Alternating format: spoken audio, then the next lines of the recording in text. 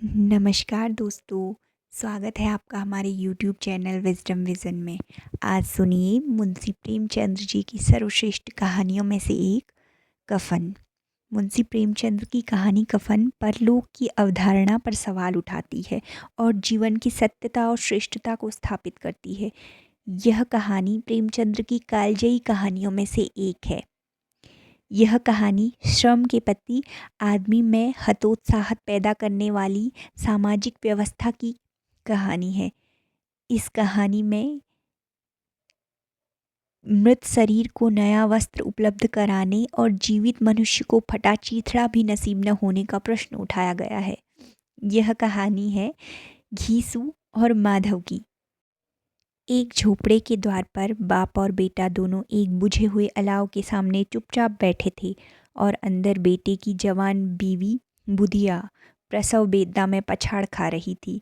रह रह कर उसके मुंह से ऐसी दिल दहला देने वाली आवाज़ निकलती कि दोनों कलेजा थाम लेते थे। जाड़ों की रात थी, प्रकृति सन्नाटे में डूबी हुई, सारा गांव अंधकारमय हो गया था। घीसू ने कहा, मालूम होता है बचेगी नहीं, सारा दिन दौड़ते हो गया, जा देख तो आ।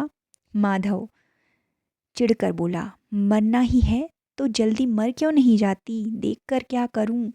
घीसू बोला, तू बड़ा बेदर्द है बे, साल भर जिसके साथ सुख चैन से रहा उसी के साथ इतनी बेवफाई। माधव, तो मुझसे तो उसका तड़पना और हाथ पाँव पटकना नहीं देखा जाता। चमारों का कुनबा था और सारे गांव में बदनाम। घीसू एक दिन काम करता तो 3 दिन आराम करता। माधव इतना कामचोर था, आध घंटे काम करता तो घंटे भर चिलम पीता। इसलिए इन्हें कहीं मजदूरी नहीं मिलती थी। घर में मुट्ठी भर भी अनाज मौजूद हो तो इनके लिए काम करने की कसम थी। जब 2-4 फाके हो जाते तो घीसू पेड़ पर चढ़कर लकड़ियाँ तोड़ लाता और माधव बाजार से बेच आता। और जब तक वह पैसा रहते दोनों इधर उधर मारे मारे फिरते। गांव में काम की कमी न थी, किसानों का गांव था। मेहनती आदमी के लिए 50 काम थे, मगर इन दोनों को उसी वक्त बुलाते जब 2 आदमियों से एक का काम पाकर भी संतोष कर लेने के सिवा और कोई चारा न होता। अगर दोनों साधु होते तो उन्हें संतोष और धैर्य के लिए संयम और नियम की बिल्कुल ज़रूरत न होती। यह तो उनकी प्रकृति थी। विचित्र जीवन था इनका। घर में मिट्टी के 2-4 बर्तन के सिवा कोई संपत्ति नहीं। फटे चीथड़ों से अपनी नग्नता को ढांके हुए जिए जाते थे। संसार की चिंताओं से मुक्त, कर्ज से लदे हुए, गालियां भी खाते, मार भी खाते, मगर कोई गम नहीं। दीन इतने कि वसूली की बिल्कुल आशा न रखने पर भी लोग इन्हें कुछ न कुछ कर्ज दे ही देते थे। मटर आलू की फसल से दूसरों के खेतों से मटर या आलू उखाड़ लाते और भून भान कर खा लेते, या 10-5 ऊख उखाड़ लाते और रात को चूसते। घीसू ने इसी आकाश वृत्ति से 60 साल की उम्र काट दी और माधव भी सपूत बेटे की तरह बाप के ही पद चिन्हों पर चल रहा था, बल्कि उसका नाम और भी उजागर कर रहा था। इस वक्त भी दोनों अलाव के पास बैठकर आलू भून रहे थे, जो कि किसी के खेत से खोद लाए थे। घीसू की स्त्री का तो बहुत दिन हुए देहांत हो गया था। माधव का ब्याह पिछले साल हुआ था। जब से यह औरत आई थी उसने इस खानदान में व्यवस्था की नींव डाल दी थी और इन दोनों बेगैरत का दोजक भरती रहती थी। जब से वह आई यह दोनों और भी आलसी और आराम तलब हो गए थे, बल्कि कुछ अकड़ने भी लगे थे। कोई कार्य करने को बुलाता तो दोगुनी मजदूरी मांगते। वही औरत आज प्रसव वेदना से मर रही थी और यह दोनों इसी इंतज़ार में थे कि वह मर जाए तो आराम से सोएं। घीसू ने आलू निकाल कर छीलते हुए कहा, जाकर देख तो क्या दशा है उसकी। चुड़ैल का फिसाद होगा और क्या। यहाँ तो ओझा भी 1 रुपया मांगता है। माधव को भय था कि वह कोठरी में गया तो घीसू आलूओं का बड़ा भाग साफ कर देगा। बोला, मुझे वहां जाते डर लगता है। घीसू, डर किस बात का, मैं तो यहाँ हूँ ही। तो तुम्हें जाकर देखो ना। घीसू बोला, मेरी औरत जब मरी थी तो मैं 3 दिन तक उसके पास से हिला तक नहीं था, और फिर मुझसे लजाएगी नहीं? जिसका कभी मुंह नहीं देखा, आज उसका उधड़ा हुआ बदन देखूं, उसे तन की सुध भी तो न होगी। मुझे देख लेगी तो खुलकर हाथ पांव भी न पटक सकेगी। मैं सोचता हूँ कोई बाल बच्चा हो गया तो क्या होगा, सौंठ गुड़ तेल कुछ भी तो नहीं है घर में। घीसू बोला, सब कुछ आ जाएगा, भगवान दें तो। जो लोग अभी एक पैसा नहीं दे रहे हैं वे ही कल बुलाकर रुपया देंगे। मेरे 9 लड़के हुए, घर में कभी कुछ न था, मगर भगवान ने किसी न किसी तरह बेड़ा पार लगाया ही। जिस समाज में रात दिन मेहनत करने वालों की हालत उनकी हालत से कुछ बहुत अच्छी न थी, और किसानों के मुकाबले वे लोग जो किसानों की दुर्बलता से लाभ उठाना जानते थे कहीं ज़्यादा संपन्न थे, वहाँ इस तरह की मनोवृत्ति का पैदा हो जाना कोई अचरज की बात न थी।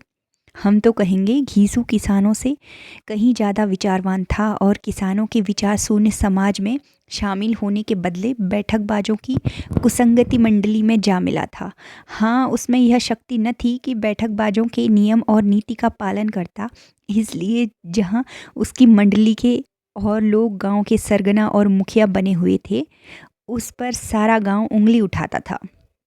फिर भी उसे यह तस्कीन तो थी ही कि अगर वह फटेहाल है तो कम से कम उसे किसानों की सी जी तोड़ मेहनत तो नहीं करनी पड़ती, और उसकी सरलता और निरीहता से दूसरे लोग बेजा फ़ायदा तो नहीं उठाते।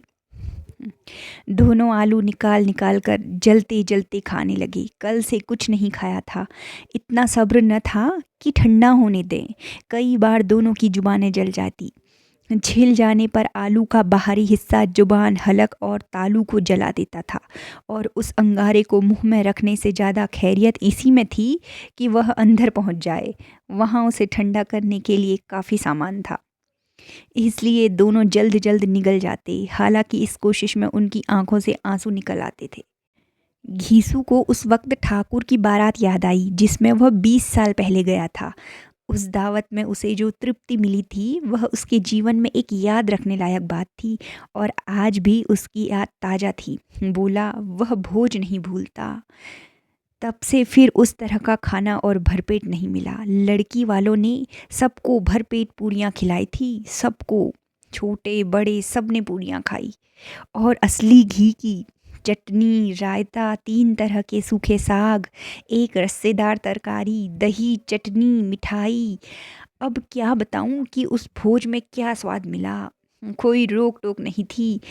जो जी जो चीज़ चाहो मांगो, जितना चाहो खाओ। लोगों ने ऐसा खाया कि किसी से पानी न पिया गया।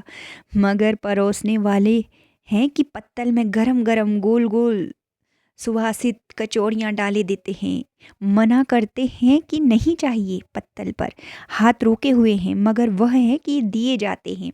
और जब सब ने मुंह धो लिया तो पान इलायची भी मिली, मगर मुझे पान लेने की कहाँ सुध थी। खड़ा हुआ न जाता था, चटपट जाकर अपने कंबल पर लेट गया। ऐसा दिल दरिया था वह ठाकुर।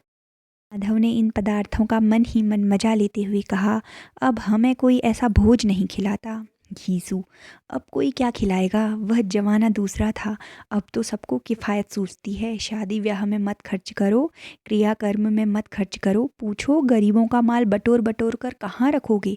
बटोरने में तो कमी नहीं है, हाँ खर्च में किफ़ायत सूझती है।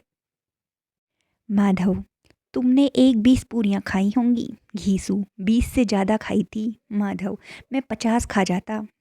घीसू, 50 से कम मैंने न खाई होगी। अच्छा पका था। तू तो मेरा आधा भी नहीं है। आलू खाकर दोनों ने पानी पिया, और वहीं अलाव के सामने अपनी धोतियां ओढ़कर पांव पेट में डाले सो रहे, जैसे दो बड़े बड़े अजगर गेंडुलियां मारे पड़े हों, और बुधिया अभी तक कराह रही थी। सवेरे माधव ने कोठरी में जाकर देखा तो उसकी स्त्री ठंडी हो गई थी। उसके मुंह पर मक्खियां भिनक रही थी, पथराई हुई आंखें ऊपर टंगी हुई थी, सारी देह धूल से लथपथ हो रही थी। उसके पेट में बच्चा मर गया था। माधव भागा हुआ घीसू के पास आया। फिर दोनों जोर जोर से हाय हाय करने लगे और छाती पीटने लगे। पड़ोस वालों ने यह रोना धोना सुना तो दौड़े हुए आए और पुरानी मर्यादा के अनुसार इन अभागों को समझाने लगे। मगर ज़्यादा रोने पीटने का अवसर न था। कफन की और लकड़ी की फिक्र करनी थी। घर में तो पैसा इस तरह गायब था जैसे चील के घोंसले में मांस। बाप बेटे रोते हुए जमीन के गांव के जमींदार के पास गए। वह इन दोनों की सूरत से नफरत करते थे। कई बार इन्हें अपने हाथों से पीट चुके थे। चोरी करने के लिए, वादे पर काम पर न आने के लिए। पूछा, क्या है बे बुधिया, रोता क्यों है? अब तो तू कहीं दिखलाई भी नहीं देता। मालूम होता है इस गांव में रहना नहीं चाहता। घीसू ने जमीन पर सिर रखकर आंखों में आंसू भरे हुए कहा, सरकार, बड़ी विपत्ति में हूँ। माधव की घरवाली रात को गुजर गई। रात भर तड़पती रही सरकार। हम दोनों उसके सिरहाने बैठे रहे। दवा दारू जो कुछ हो सका सब कुछ किया, मुदा वह हमें दगा दे गई। अब कोई एक रोटी देने वाला भी न रहा। मालिक, तबाह हो गए। घर उजड़ गया। आपका गुलाम हूँ। अब आपके सिवा कौन उसकी मिट्टी पार लगाएगा? हमारे हाथ में जो था वह सब तो दवा दारू में उड़ गया। सरकार ही की दया होगी तो उसकी मिट्टी उठेगी। आपके सिवा उस किसके द्वार पर जाऊं? जमींदार साहब दयालु थे, मगर घीसू पर दया करना काले कंबर पर रंग चढ़ाना था। जी में तो आया, कह दें चल दूर हो जा यहाँ से। यूं तो बुलाने से भी नहीं आता। आज जब गरज पड़ी तो आकर खुशामद कर रहा है, हरामखोर कहीं का, बदमाश। लेकिन यह क्रोध या दंड देने का अवसर न था। जी में कुड़ते हुए 2 रुपये निकाल कर फेंक दिए, मगर सांत्वना का एक शब्द भी मुंह से न निकला। उसकी तरफ ताका तक नहीं, जैसे सिर का बोझ उतारा हो। जमींदार साहब ने 2 रुपये दिए तो गांव के बनिए महाजनों को इनकार का साहस कैसे होता। घीसू जमींदार के नाम का ढिंढोरा भी पीटना खूब जानता था। किसी ने 2 आने दिए, किसी ने 4 आने दिए। 1 घंटे में घीसू के पास 5 रुपये की अच्छी रकम जमा हो गई। कहीं से अनाज मिल गया, कहीं से लकड़ी, और दोपहर को घीसू और माधव बाजार से कफन लेने चले। इधर लोग वांस काटने लगे।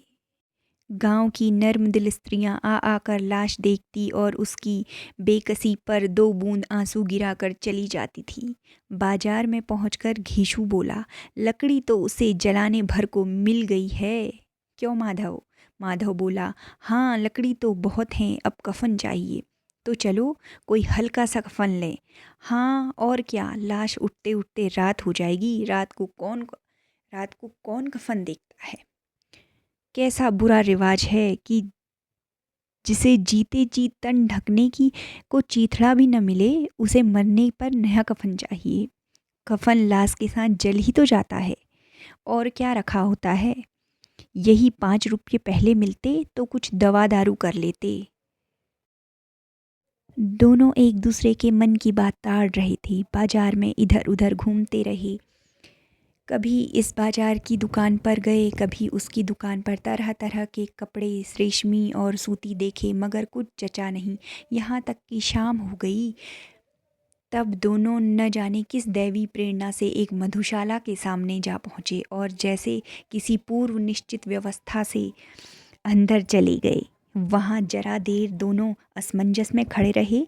फिर घीसू ने गद्दी के सामने जाकर कहा, साहू जी, एक बोतल हमें भी देना। इसके बाद कुछ चिखोने आया। तली हुई मछली और दोनों बरामदे में बैठकर शांतिपूर्वक पीने लगे। कई कुंजियां ताबड़तोड़ पीने के बाद दोनों शुरूर में आ गए। घीसू बोला, कफन लगाने से क्या मिलता, आखिर जल ही तो जाता। कुछ बहू के साथ तो न जाता। माधव आसमान की तरफ देखकर बोला, मानो देवताओं को अपनी निष्पापता का साक्षी बना रहा हो। दुनिया का दस्तूर है, नहीं लोग बामनों को हजारों रुपया क्यों दे देते? कौन देखता है परलोक में मिलता है या नहीं। बड़े आदमियों के पास धन है, फूंके। हमारे पास फूंकने को क्या है? लेकिन लोगों को जवाब क्या दोगे? लोग पूछेंगे नहीं कफन कहाँ है। घीसू हंसा, अबे कह देंगे कि रुपया कमर से खिसक गए। बहुत ढूंढा, मिले नहीं। लोगों को विश्वास ना आएगा, लेकिन फिर वही रुपया देंगे। माधव भी हंसा। इस अनपेक्षित सौभाग्य पर बोला, बड़ी अच्छी थी बेचारी, मरी तो खूब खिला पिलाकर। आधी बोतल से ज़्यादा उड़ गई। घीसू ने 2 शेर पूरियां मंगाई, चटनी, अचार, कलेजियाँ। शराब खाने के सामने ही दुकान थी। माधव लपक कर 2 पत्तलों में सारे सामान ले आया। पूरा 1.5 रुपया खर्च हो गया। सिर्फ थोड़े से पैसे बच रहे। दोनों इस वक्त इस शान में बैठे पूरियां खा रहे थे जैसे जंगल में कोई शेर अपना शिकार उड़ा रहा हो। न जवाबदेही का खौफ था, न बदनामी की फिक्र। इन भावनाओं को उन्होंने पहले ही जीत लिया था। घीसू दार्शनिक भाव से बोला, हमारी आत्मा प्रसन्न हो रही है तो क्या उसे पुण्य न होगा? माधव ने श्रद्धा से सिर झुकाकर तस्दीक दी। जरूर से जरूर होगा। भगवान, तुम अंतर्यामी हो, उसे बैकुंठ ले जाना। हम दोनों हृदय से आशीर्वाद दे रहे हैं। आज जो भोजन मिला वह कभी उम्र भर न मिला था। एक क्षण के बाद माधव के मन में एक शंका जागी। बोला, क्यों दादा, हम लोग भी एक न एक दिन वहाँ जाएंगे ही। घीसू ने इस भोले भाले सवाल पर कुछ उत्तर न दिया। वह परलोक की बातें सोचकर इस आनंद में बाधा न डालना चाहता था। जो वहाँ हम लोगों से पूछे कि तुमने हमें कफन क्यों नहीं दिया तो क्या कहेंगे? घीसू, कहेंगे तुम्हारा सर। पूछेगी तो ज़रूर। तू कैसे जानता है कि उसे कफन न मिलेगा? तू मुझे ऐसा गधा समझता है? 60 साल क्या दुनिया में घास खोदता रहा हूँ। उसको कफन मिलेगा और बहुत अच्छा मिलेगा। माधव को विश्वास न आया। बोला, कौन देगा? रुपया तो तुमने चट कर दिए। वह तो मुझसे पूछेगी। उसकी मांग में सिंदूर तो मैंने डाला था। माधव, कौन देगा, बताते क्यों नहीं? घीसू, वही लोग देंगे जिन्होंने अब की दिया। हाँ, अब के रुपये हमारे हाथ न आएंगे। ज्यों ज्यों अंधेरा बढ़ता था और सितारों की चमक तेज होती थी, मधुशाला की रौनक भी बढ़ती जाती थी। कोई गाता था, कोई डींग मारता था, कोई अपने संगी के गले लिपटा जाता था, कोई अपने दोस्त के मुंह में कुल्हड़ लगाए देता था। वहाँ के वातावरण में शुरूर था, हवा में नशा। कितने तो यहाँ आकर एक चुल्लू में मस्त हो जाते थे। शराब से ज़्यादा यहाँ की हवा उन पर नशा करती थी। जीवन की बाधाएं यहाँ खींच लाती थी और कुछ देर के लिए यह भूल जाते थे कि वे जीते हैं या मरते हैं, या न जीते हैं न मरते हैं। यह दोनों बाप बेटे अब भी मज़े ले लेकर चुस्कियाँ ले रहे थे। सबकी निगाहें इनकी ओर जमी हुई थी। दोनों कितने भाग्य के बली हैं। पूरी बोतल बीच में है। भरपेट खाकर माधव ने बची हुई पूरियों का पत्तल उठाकर एक भिखारी को दे दिया, जो खड़ा उनकी ओर भूखी निगाहों से देख रहा था। और देने की गौरव, आनंद और उल्लास का उसने अपने जीवन में पहली बार अनुभव किया। घीसू ने कहा, ले जा, खूब खा और आशीर्वाद दे। जिसकी कमाई है वह तो मर गई, मगर तेरा आशीर्वाद उसे जरूर पहुँचेगा। रोए रोए से आशीर्वाद दो। बड़ी गाड़ी कमाई के पैसे हैं। माधव ने फिर आसमान की तरफ देखकर कहा, वह बैकुंठ में जाएगी दादा, बैकुंठ की रानी बनेगी। घीसू खड़ा हो गया और जैसे उल्लास की लहरों में तैरता हुआ बोला, हाँ बेटा, बैकुंठ में जाएगी। किसी को सताया नहीं, किसी को दबाया नहीं। मरते मरते हमारी ज़िंदगी की सबसे बड़ी लालसा पूरी कर गई। वह न बैकुंठ जाएगी तो क्या ये मोटे मोटे लोग जाएंगे, जो गरीबों को दोनों हाथों से लूटते हैं और अपने पाप को धोने के लिए गंगा में नहाते हैं और मंदिरों में जल चढ़ाते हैं? श्रद्धालुता का यह रंग तुरंत ही बदल गया। अस्थिरता नशे की खासियत है और दुख और निराशा का दौरा हुआ। माधव बोला, मगर दादा, बेचारी ने जिंदगी में बड़ा दुख भोगा। कितना दुख झेलकर मरी। वह आंखों पर हाथ रखकर रोने लगा, चीखें मार मार कर। घीसू ने समझाया, क्यों रोता है बेटा? खुश हो कि वह माया जाल से मुक्त हो गई, जंजाल से छूट गई। बड़ी भाग्यवान थी जो इतनी जल्द माया मोह के बंधन तोड़ दिए। और दोनों खड़े होकर गाने लगे, ठगिनी क्यों नैना झमकावे ठगिनी। पियक्कड़ों की आंखें उनकी ओर लगी हुई थी और यह दोनों अपने दिल में मस्त गाए जाते थे। फिर दोनों नाचने लगे, उछले भी, कूदे भी, गिरे भी, मटके भी, भाव भी बनाए, अभिनय भी किए और आखिर नशे में मदमस्त होकर वहीं गिर पड़े।